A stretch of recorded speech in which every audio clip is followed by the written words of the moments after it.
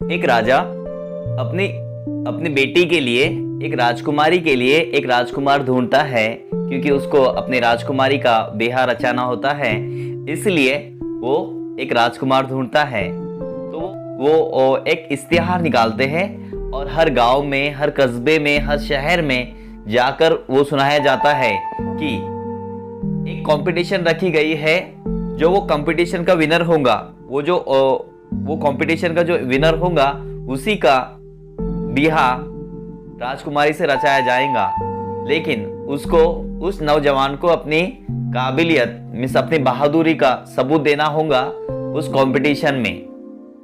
तो एक दिन ठहराया जाता है। उस दिन सभी गांव के, कस्बों के और शहर के लोग वहां पे आते हैं और वो कंपटीशन देखने के लिए वहां जमा हो जाते हैं। बहुत सारे नौजवान वहां पे राजकुमारी से शादी करने के लिए आते हैं और वो कंपटीशन के लिए तैयार हो जाते हैं। सबके सब नौजवान तैयार रहते हैं और कंपटीशन अब शुरू ही होने वाली होती है।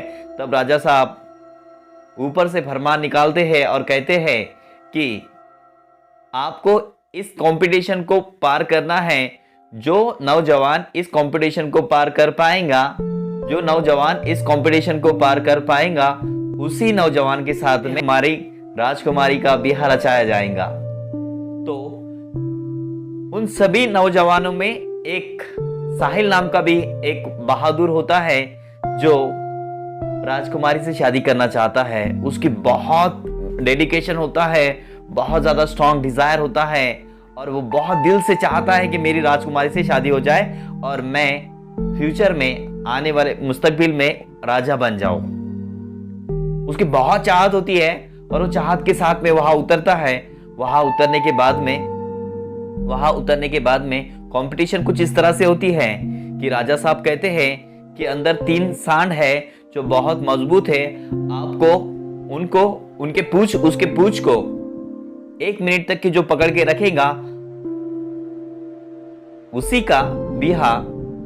का ब्याह हमारे राजकुमार से रचाया जाएगा। तो कंपटीशन शुरू होती है। सभी लोग वहां पे एकदम ईगरनेस के साथ में, एकदम मतलब कि से बहुत ही एक्साइटमेंट के साथ में वो कंपटीशन देखने के लिए वहां पे आतुर हो उठते हैं और वो देखना शुरू करते हैं।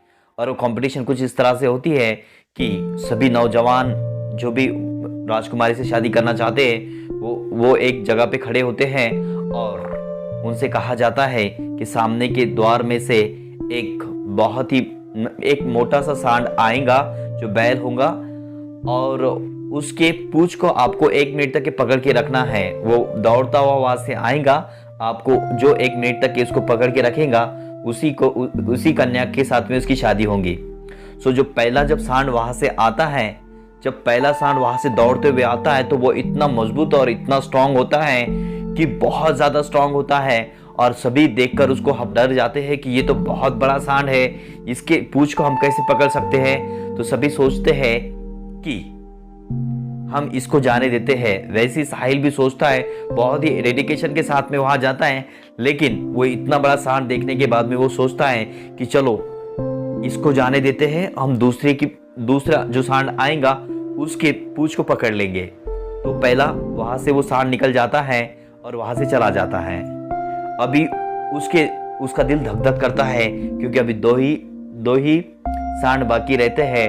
तो अभी दूसरे की बारी आती है। फिर से द्वार खुलता है, उसमें से सांड दौड़ता हुआ आता है और इन्हें एक बात वहां पे समझ में आती है कि जो इससे पहला जो सांड गया वो तो इससे कहीं ज्यादा मजबूत होता है, कहीं ज्यादा मतलब कि कहीं ज्यादा एग्रेसिव होता है और कहीं ज्यादा स्फूर्तिला होता है।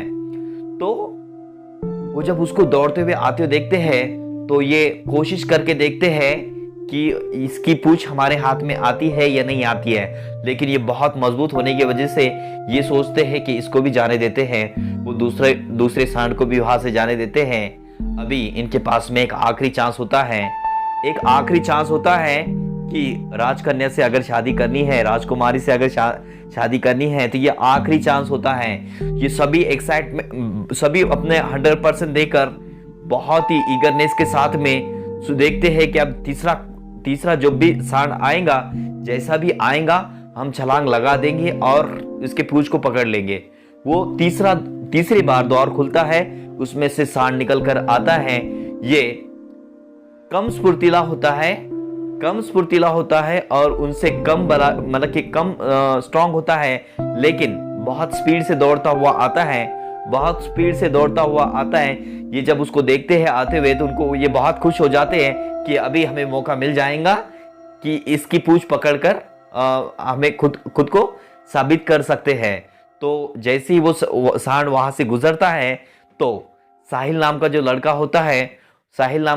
होता है वो उस पे छलांग लगा देता है और ये सामने से पीछे की ओर घसरता हुआ वहां पे जाता है और इसकी पूंछ पकड़ने ही वाला होता है। वो इस सांड की पूंछ पकड़ने ही वाला होता है, तब ये पकड़ते पकड़ते नीचे गिर जाता है और वो जब पकड़ने ही वाला होता है तब उसको एक बात समझ में आती है कि उस सांड को पूंछ ही नहीं होती है। तो सांड को अगर पूंछ ही नहीं है तो पकड़ेगा क्या? इसने पहले 2 मौके गंवा दिए। तीसरे मौके में इसने सोचा कि मैं तीसरे मौके में पकड़ लूंगा, लेकिन दोस्तों पहले 2 मौके गंवा दिए इसने और तीसरे मौके में तीसरा मौका था लेकिन फिर भी नहीं था। तीसरा मौका था इसके पास में, लेकिन फिर भी वो मौका नहीं था। इसलिए दोस्तों हमारे जिंदगी में जब भी मौका मिलता है हमने उस मौके का फायदा उठाना चाहिए, क्योंकि पहला मौका दूसरे मौके से बदतर हो सकता है, लेकिन पहले मौके इतना बेहतर नहीं हो सकता। इसलिए दोस्तों जब भी मौका आए हमने उसका फायदा उठाना चाहिए, उसको इस हमारी डर के वजह से जाने देना नहीं चाहिए। This is the moral of the story. Never give up the opportunity, whatever opportunity you get in your life. If you give up the opportunity, you may not get success in your life. So start taking the benefit of the opportunity and get success in your life.